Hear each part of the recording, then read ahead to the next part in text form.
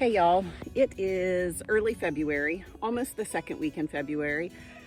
So we are about a month or less away from our last frost date. So it is definitely time to get into the garden and start cleaning it up. I've got some weeds to pull. I've got some old broccoli and cabbage and stuff to pull to go ahead and get the garden ready for springtime. So got a lot of work to do.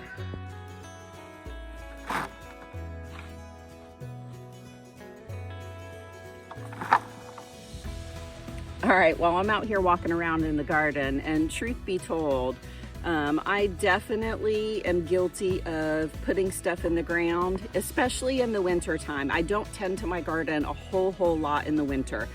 I tend to just get stuff off to a really great start, and then I don't check on stuff every day. So in the winter anyways. Springtime, I can't get away with that because of the bugs. So wintertime, I don't have too much of a problem with bugs in the garden.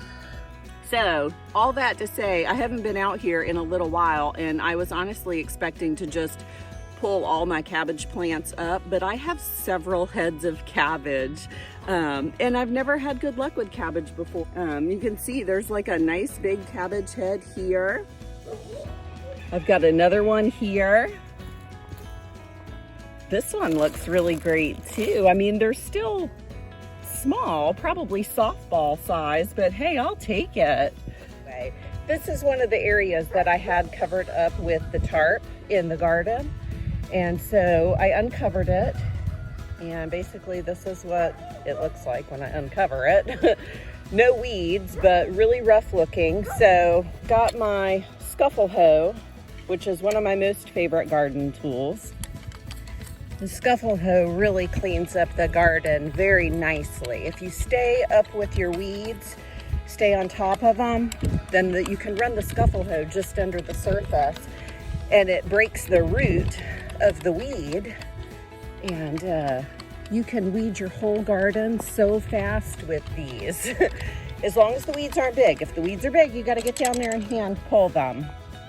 So you don't want to go down too deep. You don't want to disturb the soil.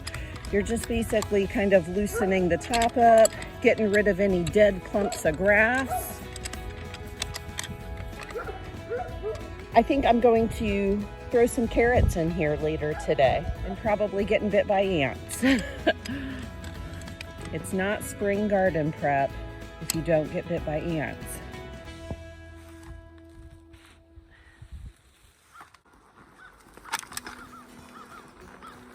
The garden's starting to look much cleaner. I always love this time of year when you get to come in and add fresh mulch and compost. I went ahead and pulled all the weeds. Well, not all the weeds, that's impossible. That'll never happen, but I did a majority of the garden. I got almost probably half a wheelbarrow full of weeds. So I'd say that's good progress.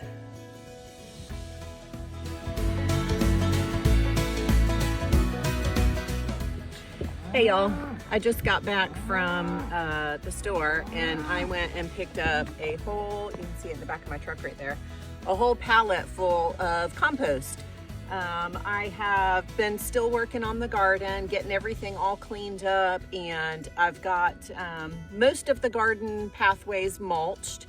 It's time to put some compost in. So I picked up a whole pallet. There's 60 bags that I've got to unload, and unfortunately, I'm the only one here right now. All my boys are at school, Tori is at work, so, but I gotta get them unloaded because it's super heavy in the back of the truck, and Tori probably would have wanted me to put it on a trailer, but I didn't really think about that.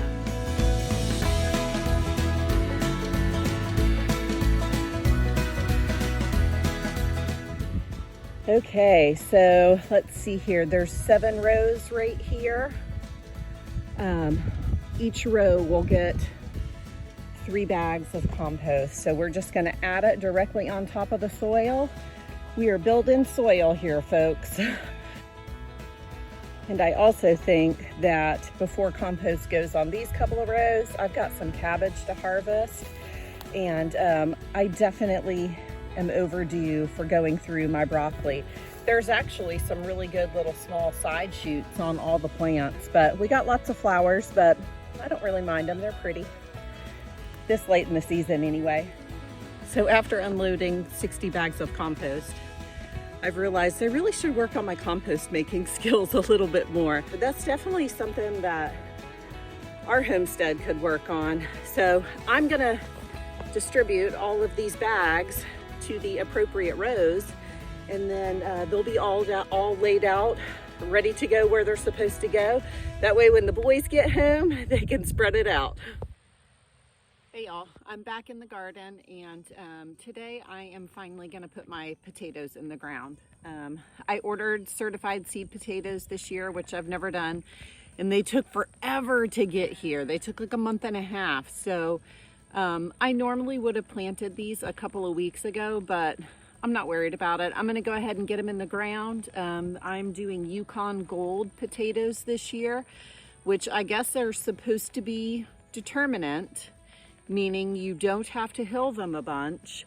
So we'll see if they do better. I usually don't do real well on my potato harvest. So hopefully this will work out a little bit better.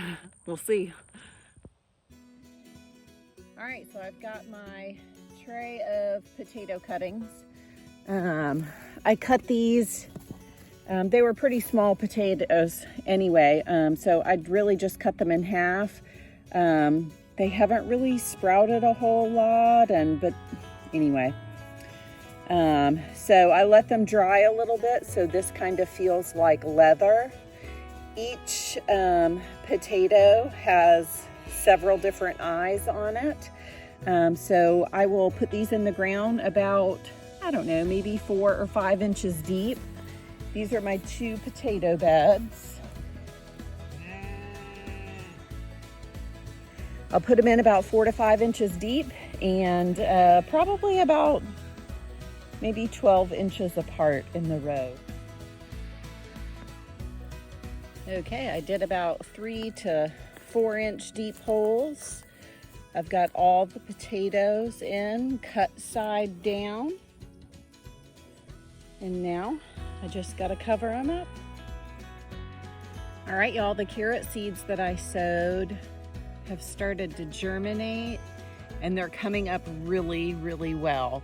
I will have to thin them because these are planted a little too close together, but I would rather seed carrots a little heavier and have to come back in and thin them than not have enough come up, because sometimes carrots are really tricky to germinate. So I actually did these a different way than what I normally do, and it seems to have worked really well. So I want to show y'all what I did. Okay, so what I did was I took a stick and I basically dug a little trench with the stick. You don't want to get it too deep. I'd say only about 1/4 inch deep. So you got to kind of mess around with it a little bit to make sure you've got a nice, uniform, even trench. From there, I don't have any carrot seeds right now, but you're just going through here and you're sprinkling the seeds right into the trench. And then you're gonna take, instead of covering it up with that dirt, which has a lot of mulch in it, you are gonna take a really fine sand and you're gonna cover your carrot seeds just with a little bit of sand. You don't want any clumps in it. You want it just really, really, really fine. And you're gonna cover those carrot seeds up just like that, and they will germinate really well through the fine sand. So like I said, this is the first time I've used this method, and you can see right here it worked really well. Once your seeds are sown, make sure you water them twice a day. That way in 3 months you'll have some nice carrots to pull up.